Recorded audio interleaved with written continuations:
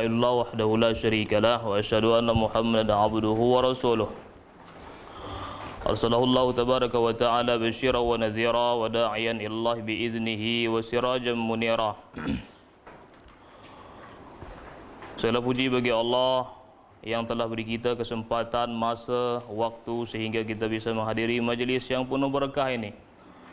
Majlis yang penuh keagungan, yang mana orang-orang dahulu yang senantiasa walaupun dia sakit datang di ini majlis ilmu. Mereka tahu bahawa majlis ilmu obat untuk mereka. Datangnya kita ke sini untuk membersihkan jiwa kita, niat membersihkan hati kita. Hati yang bersih dipandangi oleh Allah Subhanahu wa taala. Hati yang bersih Allah terima semua aktiviti ritualnya dalam beribadah. Kemudian kita bersalawat kepada Nabi kita sallallahu alaihi wasallam. Dia pelita kita, rahmat seluruh alam. Dia adalah amir kita. Dia adalah pembimbing kita, yang mana kita bisa menjelajaki yang mana yang betul dan mana yang salah. Tuan-tuan, puan-puan yang dimuliakan Allah Subhanahu wa taala, saya ni ganti daripada Ustaz Nur Asikin Ustaz Nur Asikin dia sangat sakit. Kita doakan dia, mudah-mudahan beliau cepat sihat dan bisa hadir di majlis tuan-tuan, puan-puan. Jadi saya datang atas permintaan salah satu di jemaah kita. Mohon maaf sebelumnya ada kesalahan, kesilafan yang tak berkenan di hati. Maklum saya insan yang lemah, yang biasa. Ilmu milik Allah Subhanahu wa taala. Ilmu saya sangat terbatas. Mudah-mudahan pertemuan kita yang singkat ini Allah Subhanahu wa taala terima. Walaupun sedikit tapi Allah terima. Maqbul inallahi subhanahu wa ta'ala. InsyaAllah kita mulai dari surah Al-Fatihah. Al-Fatihah, ulama menamakan dia dengan macam-macam nama. Yang pertama Al-Fatihah, yang kedua Ummul Kitab, yang ketiga Sab'ul Mathani. Semua tujuannya sama. Semua dia ditujukan kepada Al-Fatihah. Al-Fatihah bahasa Arab, bahasa kita Melayu, pembukaan. Maksudnya pembukaan semua surat yang ada di dalam Al-Quranul Karim. Di ayat bilangan dia ada 7. Dimulai dari Bismillahirrahmanirrahim. Ulama sebagian cakap bahawa Bismillahirrahmanirrahim ini termasuk daripada ayat Al-Quranul Karim ataupun ayat suratul Fatihah. Tapi kebanyakan ulama menjelaskan bahawa Bismillahirrahmanirrahim dia termasuk surah dalam surah An-Naml. Dalam surah An-Naml, Bismillahirrahmanirrahim dijelaskan ketika Nabi Sulaiman alaihi salam mengirimkan sepucuk surat untuk Balqis alaihi salam ke tanah Sabak. Nabi Sulaiman duduk di Palestin di waktu itu, mengirimkan sepucuk surat ke Balqis yang di negeri Sabak di Yaman. Yang macam mana bunyi dia? Asadaqta am kunta minal kadhibin izhab bi kitabi hadza falqih ilaih thumma tawalla anhum fanzuri madza yarji'un. Qalat ya ayyuhal mala inni ulqiya ilayya kitabun karim innahu min Sulaiman wa innahu bismillahirrahmanirrahim. Balqis cakap, saya dikirimi sepucuk surat yang sangat agung. Bunyi dia dimulai dengan innahu min Sulaiman, dia datang daripada Sulaiman. Tulisan di dalamnya ada Bismillahirrahmanirrahim. Ini banyak diriwayatkan oleh Ibnu Umar, kemudian diriwayatkan oleh Ibnu Abbas. Ia dipakai oleh kalangan Imam Syafi'i, kemudian dipakai oleh Ahmad bin Hanbal, bahawa Bismillahirrahmanirrahim termasuk daripada ayat Al-Fatihah. Imam Syafi'i, Ahmad bin Hanbal meriwayatkan bahawa Bismillahirrahmanirrahim termasuk ayat daripada surah Al-Fatihah. Yang tak meriwayatkan bahawa dia tak termasuk dalam surah Al-Fatihah Bismillahirrahmanirrahim ini adalah Imam Malik dan Abu Hanifah. Dua imam ni tak meriwayatkan bahawa Bismillahirrahmanirrahim tak termasuk dalam ayat Al-Fatihah. Faham tak saya cakap? Bisa difahami kan? Dan ulama-ulama yang lain meriwayatkan bahawa semua Al-Fatihah ataupun ayat-ayat yang lain diawali dengan Bismillahirrahmanirrahim. Dia termasuk ayat kecuali surah Al-Bara'ah, yakni surah At-Taubah. Dia saja satu surah yang tak dituntun atau diawali dengan Bismillahirrahmanirrahim. Yang lain semua termasuk, baik qul huwallahu ahad, Allahu samad dan seterusnya, surah Tabat yada abi lahabi wa tab, kemudian idza jaa nasrullahi wal fath, semua ada Al-Fatihah kan, surah ada bismillah kan. Semua ada bismillah, jadi ulama cakap itu pun digolongkan dengan ayat. Kemudian Ibnu Abbas meriwayatkan, dulu Nabi SAW, kan Nabi SAW la ya'rif, dia tak tahu aina faslus surah, di mana letak batasan surah-surah. Nabi tak tahu qulhu itu batasnya di mana. Tabat yada batas di mana. Idza jaa nasrullah batas di mana. Sehingga Allah Subhanahu wa taala turunkan Bismillahirrahmanirrahim. Baru Nabi sallallahu alaihi wasallam tahu batasan-batasan ayat-ayat tersebut. Bi makna dia dengan. Bi makna dia dengan. Ismi nama. Maksudnya dengan menyebut nama Allah Subhanahu wa taala yang Maha Pengasih lagi Maha Penyayang. Pengasih Allah Subhanahu wa taala, ulama cakap tertuju kepada makhluknya yang ada di dunia sahaja, tak di akhirat. Ini makna Ar-Rahman, Maha Pengasih. Maksudnya kekasih Allah, kasih Allah Subhanahu wa taala ke makhluk dia, baik dia manusia ataupun jin ataupun hewan binatang, yang berkaki yang tak berkaki macam ular, yang punya otak yang tak punya otak, kemudian yang berjalan yang tak berjalan, kemudian yang punya akal yang tak berakal, semua dikasihi oleh Allah Subhanahu wa taala. Baik makan minum dia, tempat tinggal dia, udara dia, kemudian kesehatan dia, kemudian kesenangan dia, kenyamanan dia, keselesaan dia dan sebagainya. Ini kasih daripada Allah Subhanahu wa taala. Ini makna Ar-Rahman. Ar-Rahman ini makna dia. Tertuju kepada makhluknya di dunia sahaja. Termasuk kita. Allah kasih masa kepada kita, waktu kepada kita, umur kepada kita. Untuk apa? Biar kita bisa mencapaikan makna Ar-Rahman, Ar-Rahim. Ar-Rahim Maha Penyayang. Dan penyayang ini Allah Subhanahu wa taala berikan kepada hamba-hamba yang terpilih. Hamba-hamba yang terpilih saja, yaitu orang-orang yang diberikan oleh Allah Subhanahu wa taala nikmat iman dan nikmat al-Islam. Tak semua orang yang dipilih Allah Subhanahu wa taala untuk sampai ke titik yang sangat agung ini, nikmat iman dan nikmat Islam. Ini makna Ar-Rahman, makna Ar-Rahim. Allah taala berikan kepada hamba yang terpilih saja. Ya, ini kita pilihan Allah Subhanahu wa taala. Dan makna Ar-Rahim juga Allah taala berikan nanti untuk hamba yang terpilih di akhirat. Tapi Ar-Rahman tak Allah beri akhirat. Nanti orang-orang kafir di akhirat mereka merugi. Di dunia mereka orang-orang kafir tengok. Mereka Allah taala berikan kenikmatan yang sangat besar, rumah besar, kereta besar dan sebagainya. Ini Allah taala beri, Allah kasih semuanya. Tetapi sayangnya Allah taala khusus untuk orang beriman dan orang Islam sahaja. Ini Bismillahirrahmanirrahim. Kemudian kita ke ayat yang kedua. Alhamdulillahirabbil alamin. Segala puji.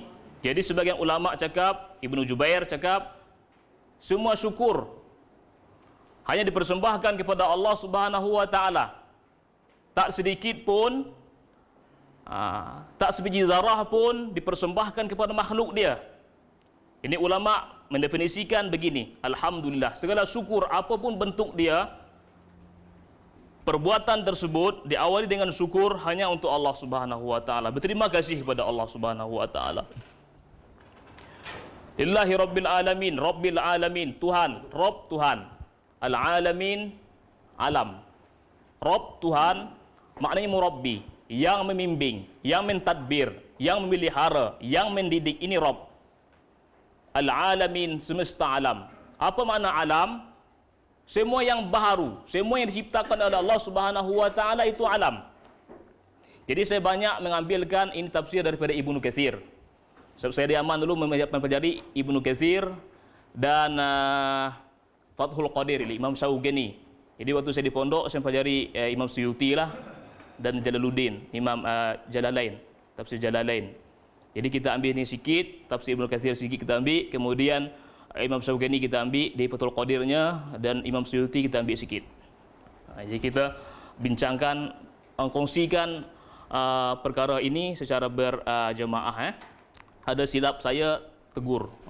Anggap saya di sini anak, famili ataupun keluarga kita sama. Boleh Al-alamin. Apa makna alim? Al-alamin, alam. Alam. Setiap yang baharu ataupun yang diciptakan oleh Allah Ta'ala itu alam. Baik di langit maupun di bumi. Yang di bumi, tengoklah makhluk dia berapa. Baik itu manusia, jin, pokok-pokok, gunung, air, batu-batu dan semuanya. Ini alamin. Yang di langit bintang-bintang, rembulan, matahari, kemudian lahil mahfuz, kemudian sidratul muntaha, kemudian arasy, apa lagi yang di sana, para malaikat, kemudian Baitul Ma'mur, semua baharu. Semua diciptakan Allah Subhanahu wa taala. Inilah alamin. Maksudnya Allah Subhanahu wa taala, dia yang mentadbir semua apa yang diciptakan dia, dia yang mendidik apa semua yang diciptakan dia, dia semua yang mengawasi, yang mematai semua apa yang diciptakan oleh Allah Subhanahu wa taala. Al-alamin. Ini alhamdulillahi rabbil alamin. Ar-Rahmanir Rahim. Makna yang di atas sama dengan Bismillahirrahmanirrahim. Maksudnya yang Maha Pengasih lagi Maha Penyayang. Maliki Yaumiddin, merajai ataupun raja pada hari pembalasan. Raja. Sekarang zaman apa sekarang? Zaman raja ke zaman diktator?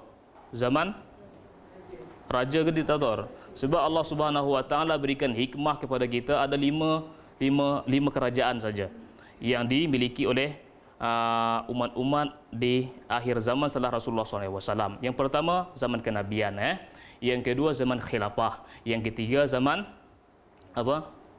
Zaman raja, yang keempat zaman diktator, yang kelima zaman khilafah balik, Imam Mahdi dan Nabi Isa alaihi salam. Nanti kita akan ke sanalah sampai di suratul mustaqim, di ayat-ayat terakhir kita akan bincang Yahudi, kita akan bincang Nasrani, sebab sebagai maghdubi alaihim waladdallin. Itu makna dia, Maliki Yaumiddin, raja pada hari kiamat. Nanti di hari kiamat Allah Ta'ala berfirman, limanil mulkul yaum. Kerajaan sekarang milik siapa? Sunyi semua, mulai daripada barat, timur, selatan, sunyi semua pada hari kiamat. Nanti kiamat ni posisi mahsyar di mana? Imam Syauqani menjelaskan dalam tafsir Fathul Qadir jilid kelima, menjelaskan bahawa ardul mahsyar Palestin. Sebagian riwayat menjelaskan ardul mahsyar Syam. Tanah mahsyar adalah negeri Syam. Yang ada sekarang kita ketahui negeri Syam, yang ada Timur Tengah, nanti Allah jadikan tanah mahsyar. Tapi al-ard ghairul ard, tanah yang diciptakan Allah Ta'ala bukan tanah yang macam kita tengok lagi. Tapi bumi yang Allah ganti dengan bumi yang ataupun tanah yang lain. Macam mana posisi keadaan tanah mahsyar? Jadi ulama beritahu kita, sekiranya telur ayam tu kita baling dia tak akan pernah putus untuk berhenti. Saking datarnya itu tanah mahsyar. Al-ard ghairul ard. Ini dijelaskan di surah An-Nahl. Tanah yang Allah ganti, bukan bumi yang kita pijak lagi dah. Itu ardul mahsyar. Posisi mahsyar nanti ada di tanah Syam. Ini dalam Fathul Qadir menjelaskan. Kita di Malaysia ke sana, ya ke sana kita akan disidang di hadapan Allah Subhanahu wa taala di tanah mahsyar. Nanti kan di akhir zaman kan datang api daripada Yaman kan, akan mengiringkan manusia ke tanah mahsyar. Maliki Yaumiddin. Okey. Yang berikutnya iyyaka na'budu wa iyyaka nasta'in. Apa makna dia? Hanya kepadamulah kami menyembah dan kepadamulah kami minta tolong. Allah Subhanahu wa taala nak kita di sini sadar diri bahawa kita lemah. Semua apa yang kita buat adalah dalam pemeliharaan Allah Subhanahu wa taala, dalam pengetahuan Allah Subhanahu wa taala. Jadi kelemahan kita berarti kita berhajat kepada Allah Subhanahu wa taala. Tak ada yang bisa sempurnakan hajat kita kecuali Allah Subhanahu wa taala. Iyyaka na'bud. Di sini ilmu tajwid menjelaskan bahawa kalimat iya, jadi tasdidnya kalau kuat sangat maknanya sembahyang kita makruh. Kalau dihilangkan tasdid dia, sembahyang kita tak sah. Iyyaka na'budu macam tu je, sembahyang jadi tak sah. Jadi guru saya Muhammad Ma'ruf dulu waktu di Yaman, Al-Yamani cakap, kalau ditasdid dikuat sangat iyyaka na'bud, ditekan sangat tasdid dia, maknanya makruh hukum dia. Bukan berarti sembahyang kita tak sah, bukan. Sembahyang sah tapi hukum dia makruh. Kalau kita hilangkan tasdid, jadi sembahyang jadi tak sah. Jadi apa makna dia? Kita harus mutawasit, pertengahan. Iyyaka na'budu wa iyyaka nasta'in. Kepadamu lah ya Allah kami menyembah, dan kepadamu ya Allah kami minta tolong. Tiada yang beri kami kesehatan, kemudian tiada yang beri kami kekayaan, tiada yang beri kami kenyamanan, kesenangan kecuali Allah Subhanahu wa taala. Ini makna iyyaka na'budu wa iyyaka nasta'in. Ihdinas siratal mustaqim. Tunjukilah kami ke jalan yang lurus. Makna dia dalam tafsir yang lain, yakni jalan yang telah dilewati oleh para orang dulu daripada kalangan nabi, kemudian para sadiqin, kemudian para salihin, dan orang-orang yang dekat dengan Allah Subhanahu wa taala. Ini makna dia minta kepada Allah Subhanahu wa taala agar ditunjuki kepada jalan yang lurus yang telah mereka lalui dahulu dah. Mereka orang-orang dahulu, para nabi, jumlah dia 124,000. Jumlah para nabi 124,000. Jumlah sahabat nabi pun jumlah yang sama, 124,000 jumlah para sahabat Nabi sallallahu alaihi wasallam. Tugas yang sama, punya cerita yang sama, membawa risalah yang sama, mulai daripada Nabi Adam alaihi salam, ditutup dengan Nabi kita Muhammad bin Abdullah bin Abdul Muttalib bin Abdul Manaf bin Hashim bin Qusay bin Kilab bin Murrah bin Ka'ab bin Lu'ay bin Ghalib bin Fihr bin Malik bin Huzaimah bin Mudrikah bin Ilyas bin Adad bin Qawim bin Nahur bin Aitar bin Ya'rub bin Yasjub bin Nabit bin Ismail bin Adnan bin Ibrahim bin Tarih bin Azar bin Paleh bin Saleh bin Arfahsad bin Sam bin Nuh bin Lakum bin Saleh bin Idris bin Yarda bin Mahlail bin Kinan bin Yanis bin Shis bin Adam alaihi salam. Ini makna dia. Jalan mereka itulah. Tak ada jalan yang bisa membuat kita berjaya. Tak ada jalan yang buat kita bisa mendapat kemenangan, kesuksesan dunia baik di akhirat kecuali mengikuti jalan-jalan mereka ni. Nabi Adam AS Allah ciptakan dari mana? Dari tanah kan. Allah Ta'ala ciptakan Nabi Adam AS daripada tanah. Jadi dalam hadis, dalam ilmu i'jazul Quran menjelaskan bahawa Nabi Adam AS dicipta dari 4 unsur tanah. 4 unsur tanah. Dulu ketika para malaikat datang ke bumi ini nak ambil tanah, jin halang. Jin tak boleh kan. Salah satunya Jibril turun pun datang ke bumi nak ambil tanah pun Jibril merasa sedih sebab tanah ketika nak diambil tanah bersedih.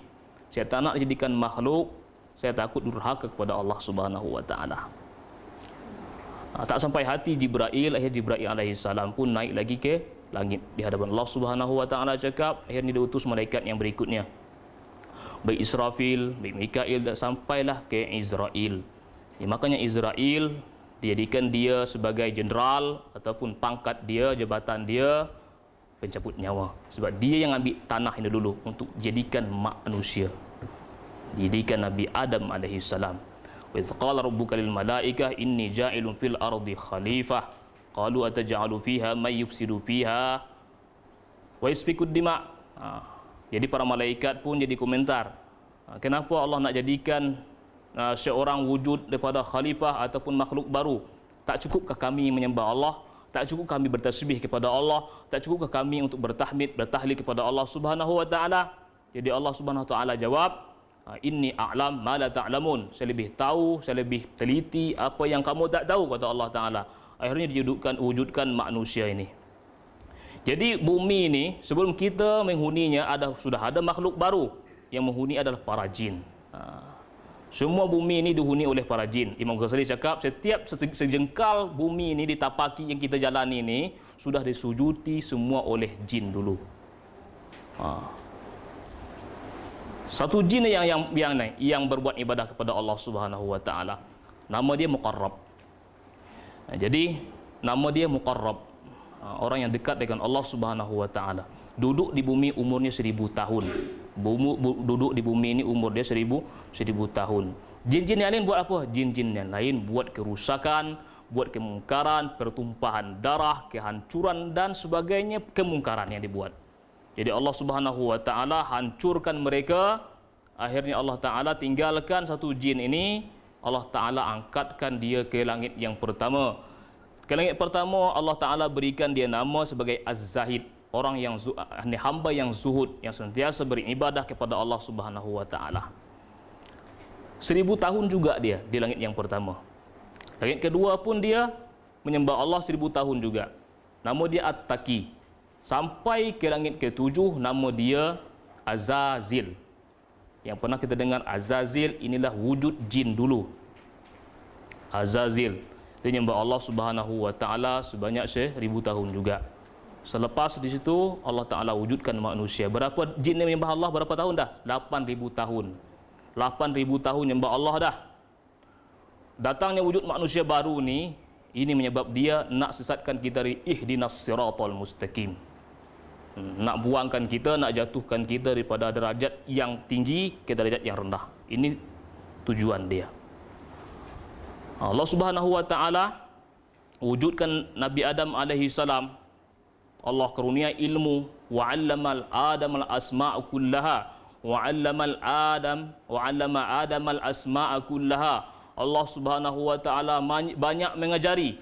Jadi 'allama bukan 'alama, dengan tasdid Allah buat. 'Allama berarti Allah banyak mengajari Nabi Adam alaihi salam. Al-asma' Allah taala berikan awali dengan alif lam. Al-asma' bukan asma' saja. Kalau asma' nama-nama saja. Kalau al-asma' semua nama-nama. Kita bisa cakap Malaysia ini dah diajar Allah taala ke Nabi Adam. Bahasa Kedah Allah taala dah ajar ke Nabi Adam. Bahasa Kelantan Allah dah ajar dah ke Nabi Adam. Bahasa Indon Allah ajar dah. Bahasa Arab Allah ajar dah. Semua bahasa yang ada sekarang, yang dibaca, yang dicakap oleh umat semua manusia 8 bilion, semua Allah ajar ke Nabi Adam AS. Ini mana al-asma'. Hebat tak Allah? Hebat kan? Itu bukan bahasa saja. Waqtilafu alsinatikum, Allah bahas dalam surah Al-Ankabut kan? Berbeza-bezanya cakap kamu. Ini ayat min ayatillahi subhanahu wa ta'ala. Ini bahasa lagi, bahasa yang lain, macam kambing, bahasa macam lembu, macam kucing. Semua daerah cakap beza-beza tu. Nasi, roti, kari, lontong, pecel lele, apa lagi? Pucuk ubi, apa lagi? Banyak lagi yang jenis makanan. Supaya Allah Ta'ala dah ajar dah ke Nabi Adam AS. Kita fikir, kenapa ya saya cakap, kok bisa cakap Malaysia ni macam ni, cakap dia. Orang Kedah dah lain, kecil air dah, ayak dah. Oh, hebatnya Allah Ta'ala. Hebat Allah. Berapa cakap manusia, dalam satu cakap Allah faham semua. Dalam satu ucapan kita, dalam satu kesalahan kita, kebenaran kita, Allah tahu semua. Dalam satu masa tu 8 bilion manusia cakap, Allah tahu, faham semua. Allah dah ajar kepada Nabi Adam AS. Jadi orang di mereka dulu, malaikat komentar lu, kenapalah Allah nak ciptakan lagi makhluk baru ni? Kami dah cukup hari-hari menyembah Allah, hari-hari bertasbih kepada Allah. Rupanya ini makna dia. Jadi malaikat disuruh sujud 2 kali dalam tafsir Mujahid sujud 2 kali, bukan sekali. Sujud yang pertama perintah Allah, sujud yang kedua syukur kepada Allah. Malaikat sujud 2 kali. Di antara yang sujud tadi ada satu je, Azazil tak sujud. Yang jin tadi tak sujud kepada Allah Subhanahu wa taala. Qal ma mana'aka alla tasjud id amartuk. Allah Taala cakap, kamu ni kenapa tak nak sujud ketika saya perintah kepada kamu agar bersujud kepada Adam alaihi salam. Sujud di sini Imam Ghazali membahaskan sujud litahyah li fadlil Adam alaihi salam. Sujud penghormatan, bukan sujud untuk sembahyang. Laisa sujud lil ibadah, bukan sujud untuk beribadah kepada Allah, tapi sujud penghormatan dengan keilmuan yang Allah Ta'ala berikan kepada Adam AS. Ini makna sujud. Di saat tersebut Azazil alaihi la'nah tak nak sujud. dari wajah yang handsome, dia kebanggaan para malaikat. Dulu Jibril alaihi salam ni mutalaah kitabnya bersama Azazil. Jadi Azazil kebanggaan semua para malaikat yang ada di surga. Di waktu itu semua ia bangga dengan keilmuan yang dicapai oleh Azazil. Ketika kesombongan yang sedikit, 8,000 tahun yang Allah dah. Sikit je jawaban dia. Qal ana khairum minhu. Saya lebih baiklah, lebih pantas dari dia. Khalaqtani min nar wa khalaqtahu min tin. Saya unsur saya lebih hebat ni. Saya diciptakan daripada api. Ni makhluk baru daripada apa? Daripada tanah. Tak mungkinlah saya sujud dengan makhluk baru ni. Baru lahir dah ni. Ubun-ubun masih bau kunyit dah. Tak mungkin saya nak sujud. Jadi di saat itu dia berganti wajah macam wajah babi hutan. Ibnu Arqam, ketika Nabi SAW dalam rumah Baitul Arqam, dalam hadis diriwayatkan oleh Muadz bin Jabal, Nabi SAW didatangi oleh ini dia Azazil. Ketika dia datang, Assalamualaikum ya Muhammad, alaihi kala'nah, madza turid, kata Nabi SAW. Apa yang kamu nak wahai iblis, wahai terlaknat? Saya datang atas perintah. Saya datang kepadamu wahai Muhammad atas perintah. Jadi Umar dah tergesa-gesa dengan Hamzah. Sekiranya dia datang nak membuat kita ataupun dalam perintah kepalsuan, saya akan sembelih dia, saya akan pancung dia, kata Sayyidina Umar. Nabi SAW, ihda' ya Umar. Sebentar Umar, kita tengok dia, kita terima dia sebagai tamu kita hari ini. Kalau dia sebagai memang diperintahkan Allah Ta'ala untuk datang, ya kita ni, kita terima dia. Di waktu itu dia datang ke Nabi SAW cakap, wahai Muhammad, saya diperintah Allah Subhanahu Wa Ta'ala, saya menipu datang ni, saya akan meleleh macam timah. Akhirnya Nabi diberitahu ritual apa yang dibuat umat dia. Wahai iblis, wahai terlaknat, apa yang dibenci oleh kamu dan anak-anak keturunan kamu, wahai iblis. Jadi iblis cakap, yang paling saya benci kamu ya Muhammad. Kemudian orang-orang yang mengajak kebaikan, orang yang memperbaharui ataupun orang-orang yang menimbangi risalah ataupun orang-orang yang wakil-wakil kamu macam ustaz, macam ulama, macam mufti-mufti, orang yang betul, itu yang paling saya benci. Jadi ulama mencakap bahawa para jin-jin kafir ni kedudukan dia rumah-rumah di pada laut. Di lautan, di daratan tu banyak jin-jin kafir yang huni. Kalau jin-jin Islam banyak di gunung-gunung. Jadi kewujudan orang bunian-bunian tu itu memang nyata, bukan cerita sejarah dongeng tu.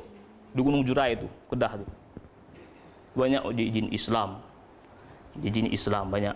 Dan di zaman Nabi pun dah ada dah jin Islam datang. Ada cerita kan? Tujuannya apa? Nak sesat kita daripada ihdinas siratal mustaqim. Kalau jin kafir ni, yang pertama yang di jin laut tu apa buat dia? Dia setiap hari mengutuskan rombongan dia, ada amir-amir soft dia untuk datang ke satu keluarga biar mak dan ayah cerai. Kalau sampai suami isteri bercerai, dia akan mendapatkan mahkota kebesaran, langsung jadi raja di kerajaan laut. Imam Bukhari menjelaskan keterangan dia. Kalau satu jin kafir ni bisa menyesatkan manusia, mengalihkan orang Islam ke kafir, ini tak dapat kerajaan daripada kerajaan dia. Kalau bisa menceraikan suami isteri, dapat kerajaan, dapat mahkota kebesaran. Kenapa? Kalau sampai bercerai suami isteri, anak kemana mengadu? Orang kampung semua tahu dah. Apalah orang tu. Orang tak pakai lagi dah, orang tak pandang lagi dah. Sampai bercerai suami isteri, semua petaka musibah datang dah. Keluarga yang dulu rukun kan, akur, jadi tak bersatu lagi dah. Saling bermusuh-musuhan, saling bermuka masam. Ini kerajaan yang dijadikan oleh jin-jin kafir, mesesatkan manusia daripada ihdinas siratal mustaqim, daripada jalan yang lurus. Okey, ihdinas siratal mustaqim, tunjukilah kami ke jalan yang lurus. Maksudnya allazi an'amta alaihim min nabiyyin wasiddiqin wasyuhada wassalihin waj'alna haula'i rafiqina fil jannah. Ya Allah, tunjukilah kami ke jalan yang karidai, jalan yang lurus, yang mana jalan yang telah dititi ataupun dilalui oleh para nabi, para sadiqin, para salihin. Jadikan mereka sahabat-sahabat kamu nanti di surga. Ini minta kita kepada Allah Subhanahu Wa Taala. Jadi iblis nak berlomba dengan Adam alaihissalam, dengan kita. Kenapa? Sebab dia dikeluarkan dari surga sebab siapa? Nabi Adam alaihissalam kan. Saya nak buktikan saya lebih hebat dari Adam. Ini dia. Qal fakhruj fa innaka rajim. Allah cakap, kalau kamu tak nak patuh, tak nak sujud kepada Adam, kamu keluar, kamu terkutuk, kamu terlaknat. Fakhruj fa innaka rajim wa inna alayka la'nati ila yaumiddin. Laknat saya berterusan, berkesinambungan sampai hari berbangkit. Qal fa'anzirni ila yub'atsun. Apa makna dia ni? Ya Allah, beri tangguh saya sampai hari kiamat. Kenapa Allah beri tangguh dia? Allah izinkan dia beri tangguh. Allah nak bezakan mana orang-orang yang bisa berbakti kepada Allah. Tak ada iblis macam mana nak berbakti kepada Allah.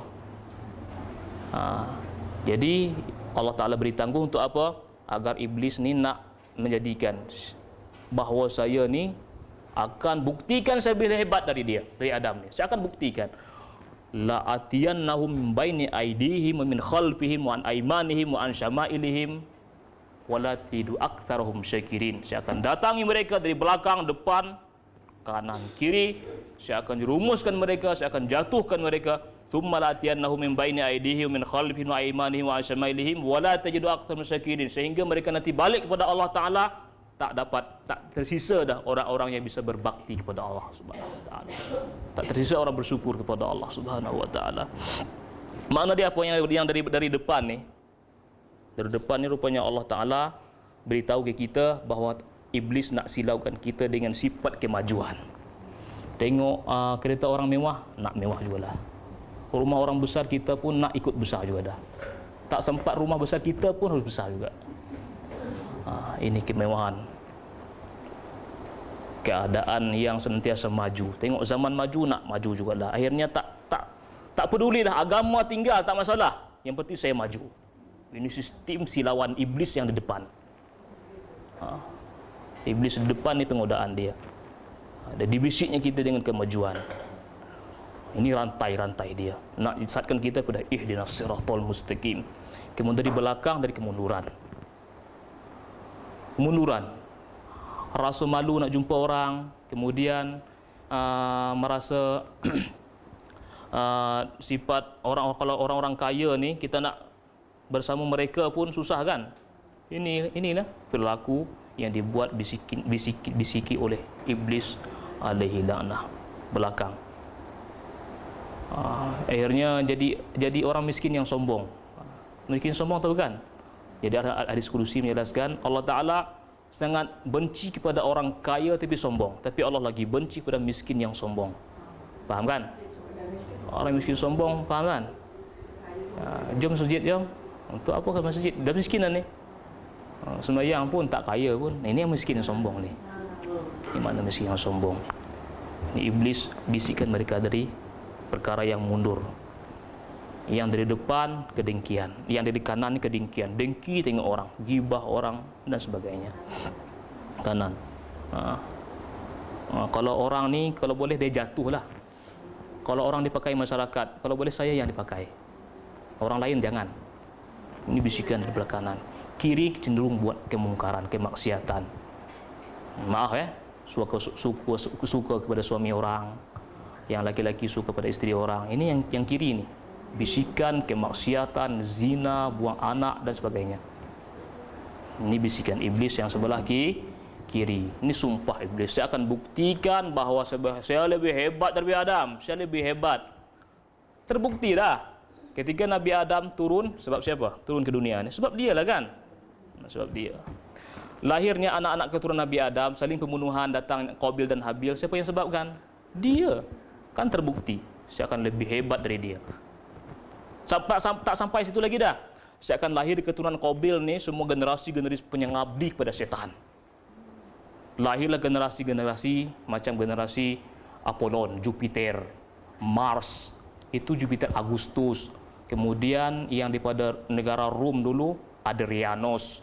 Yang dari negeri-negeri Arab dulu namanya Adeklianos. Di zaman Ashabul Kahfi dulu. Rupanya Jupiter yang kena kenali sekarang ni, anak-anak kita hafal, orang-orang yang disembah dulu. Julius, kemudian Agustus yang ada di kalender tu. Januari, Februari, Maret, itu orang-orang yang didewakan di zaman dulu, pengabdi kepada syaitan. Nah, tahu tak sejarah dia? Pernah dengar belum? Okey ya.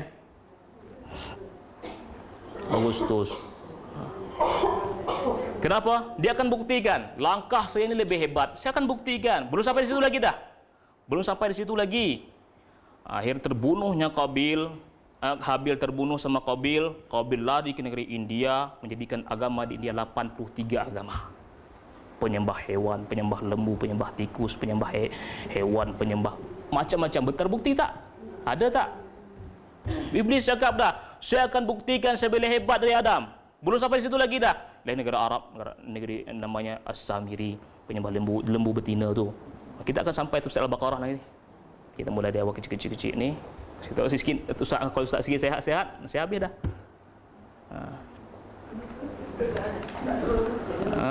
Okey. Ihdinas siratal mustaqim. Sampai kita sesat, sampai kita tak tahu ujung pangkal dunia ni. Pergi pagi, pulang petang, tak tahu dah hari, siang, malam, tak tahu dah. Banting tulang, sikut kiri kanan, harta orang, harta kita. Kerja iblis alaihi laknah ni. Tak sampai di sana lagi dah.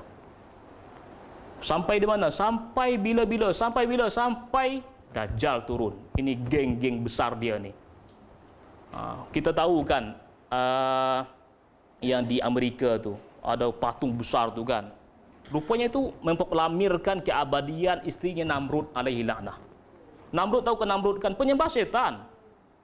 Firaun tahu tak? Penyembah syaitan. Jadi kita harus telitikan mereka. Kenapa pusat-pusat mereka banyak di negara Rom sana? Rom pusatnya penyembah dulu. Dibawa oleh iblis alaihi laknah. Saya akan buktikan kepada kamu bahawa saya lebih hebat.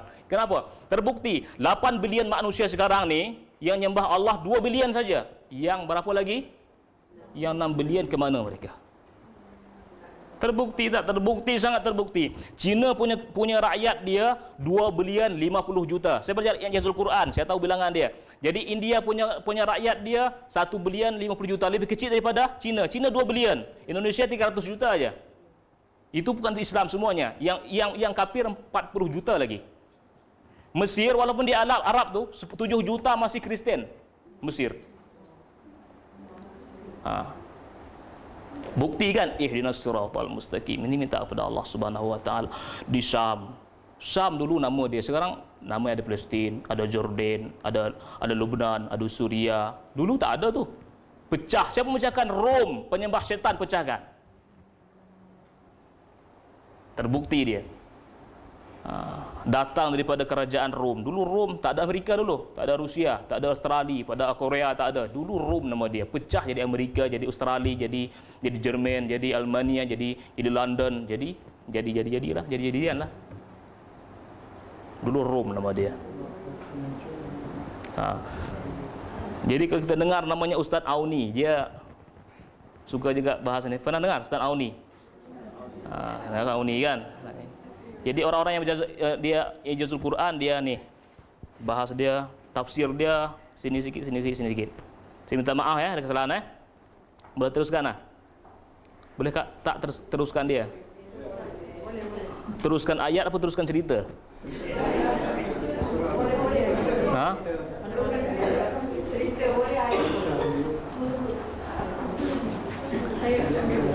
Okey. Adrianus datang kepada negeri Arab. Waktu tu dia punya anak-anak saudara, termasuk yang ada di Istanbul. Apa nama Istanbul dulu? Konstantinopel. Raja Konstantin. Hidupnya di zaman Ashabul Kahfi. Kita baca ayat sebagai hari-hari kan. Hidupnya di zaman Ashabul Kahfi. Di Arab dipimpin oleh namanya Adeklianus. Di Rom namanya Adrianus, anak daripada Jupiter. Ketua di Apollon. Setiap pintu gerbang masuk negeri Arab dulu ada patung-patung dewa-dewa tu. Semua ada patung. Di Yaman sampai di Mesir, kemudian di Jordan. Dulu tak ada lah, Madinah tak ada, Yathrib dulu nama dia. Mekah tu burung pun tak lewat. Dulu Mekah tak ada orang. Burung pun tak nak lewat. Burung tak lalu situ. Tak jalan burung. Tak ada kehidupan di Mekah dulu. Tak ada nama dia dulu. Padang pasir, padang batu lagi. Padang pasir lembah-lembah sikit dekat dengan pantai. Tapi jauh lagi dah, Jeddah ke depan lagi dah ada pantai dia kan. Dulu di situ tak ada kehidupan. Mekah dulu tu. Sampai di negeri mana lagi? Sampai negeri Iran. Iran dulu bukan Arab tu, Iran tu Persia. Persia nanti akan terbunuh lahirnya ke negeri Arab lagi tu. Akhirnya Raja Adrianus datang ke negeri ini, negeri Syam, bahawa dia akan memproklamirkan diri sebagai utusan Tuhan. Jadi orang Arab pun ikut-ikut jugalah. Yahudi lah tu. Yahudi walaupun dia menyembah Allah, tapi nak ikut mengakui bahawa Adrianus sebagai anak Tuhan, sebagai utusan Tuhan.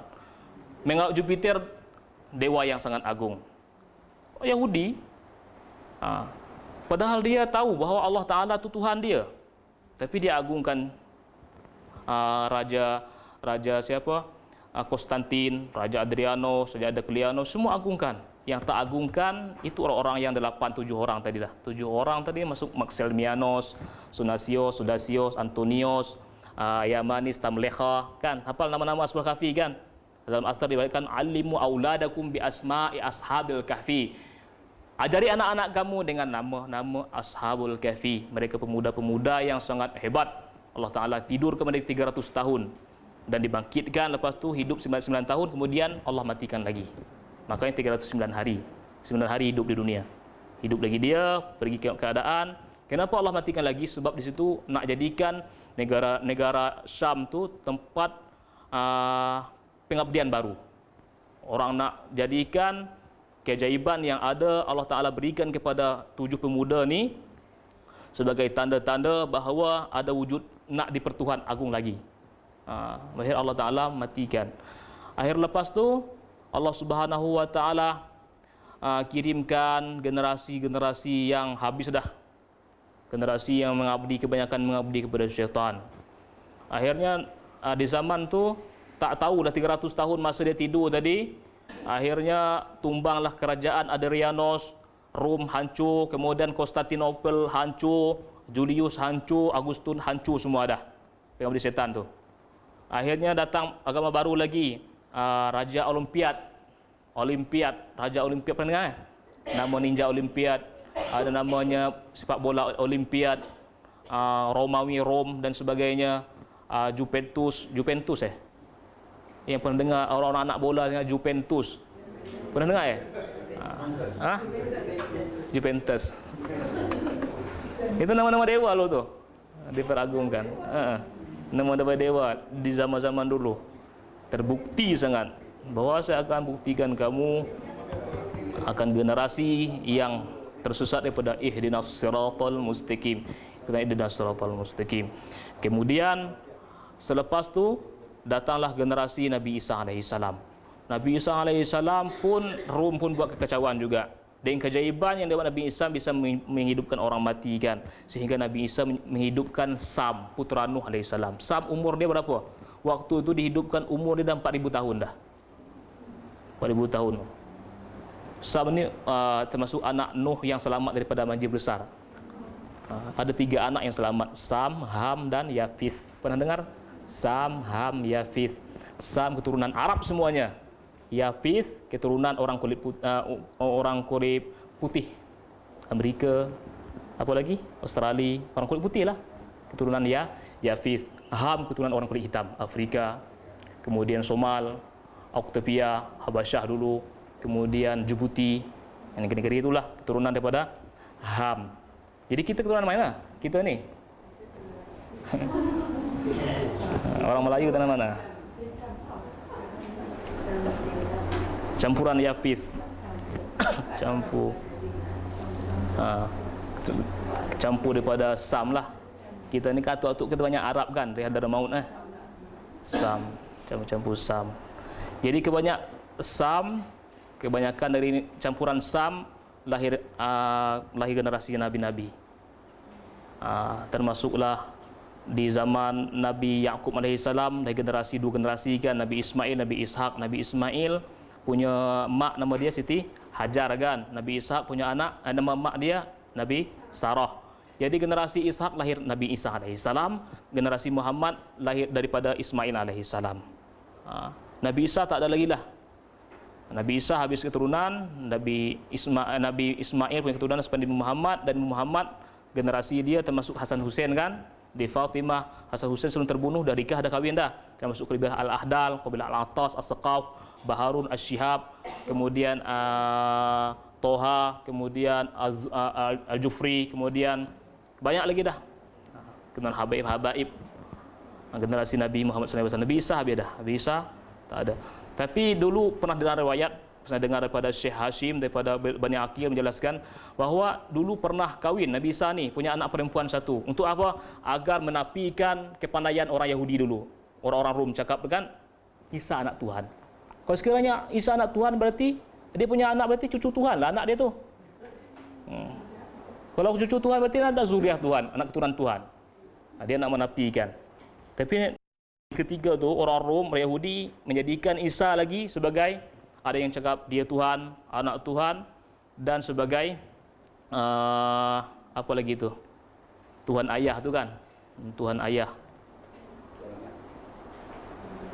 Tuhan mak Maryam. Siratal ladzina an'amta 'alaihim ghairil maghdubi 'alaihim waladdallin. Itu jalan yang mana telah Allah Ta'ala berikan nikmatan kepada mereka para nabi, bukan jalan yang Allah Ta'ala beri kesesatan. Al-Maghdub, kesesatan maksudnya Yahudi. Yahudi ini keturunan pada Yahuza. Yahuza daripada anak Nabi Yaqub alaihi salam. Nabi Yaqub punya anak berapa? Nabi Yaqub. Nabi Yaqub 11 ya? 12 eh? Ini ra'aitu ahada asyara kaukaba kan? Wasyams wal qamar ra'aituhum li sajidin. Saya tengok ini ra'aitu ahada asyara 11. Ini ra'aitu ahada asyara kaukaba 11 anak laki-laki anak dia, kemudian tambah lagi rembulan, itulah ayah ini rembulan itu mak dia, dan matahari lah ayah dia Nabi Yaqub. Tengok Nabi Yusuf tengok bahawa mereka sujud kepada Nabi Yusuf alaihissalam. Maksud dia anak keturunan Nabi Yaqub ada 11 termasuk Yahuza, Yusuf. Di Yahuza dan Yusuf ni banyaklah generasi para nabi lah. Jadi daripada yang lain macam Samuel dan sebagainya tak banyak jadi nabi dah. Banyak mengalihkan pandangan sampailah nanti ke bangsa-bangsa Samiri, penyembah-penyembah syaitan lagi, penyembah-penyembah lembu betina. Mana akal lembu? Saya tanya kan kawan dulu suara Yaman tu, ada orang India cakap lembu tu ustaz dia ambil kencing dia dimandikan bil berkat. Mana lah otak. Hebat Allah Ta'ala pilih kita ni.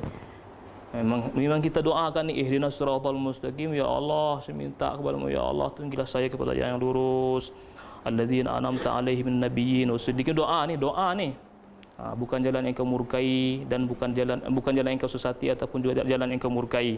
Waladdallin, jalan yang dimurkai maksud jalan an-nasara, jalan orang Nasrani. Jalan orang Nasrani mereka menjadikan Tuhan beranak, Tuhan punya bisa macam kita lah nampak Tuhan dia. Kita sambung sikit cerita daripada Allah Ta'ala berikan kemampuan kepada Isa AS sehingga dia menghidupkan Sam, putra Nuh tadi, dah dikubur ribu-ribu tahun, akhirnya hidup. Ketika dia hidup, agar membuktikan bahawa mukjizat ini betul didapati oleh para nabi yang dipilih Allah Ta'ala. Orang-orang Yahudi cakap ini bukan nabi lagi, ini Tuhan. Ini Tuhan. Jadi termasuklah ni dulu orang Yahudi memang pelik dulu tu. Termasuk Al-Hawariyun. Al-Hawariyun tahu kan? Al-Hawariyun tu kan orang-orang yang dekat. Macam kalau Nabi SAW sahabat kan. Sahabat Nabi ada 140,000, semua beriman semua tu. Kalau Al-Hawariyun ni beriman. Ada juga yang kafir lagi lepas tu. Tengok mukjizat tu. Dah tu mukjizat kan.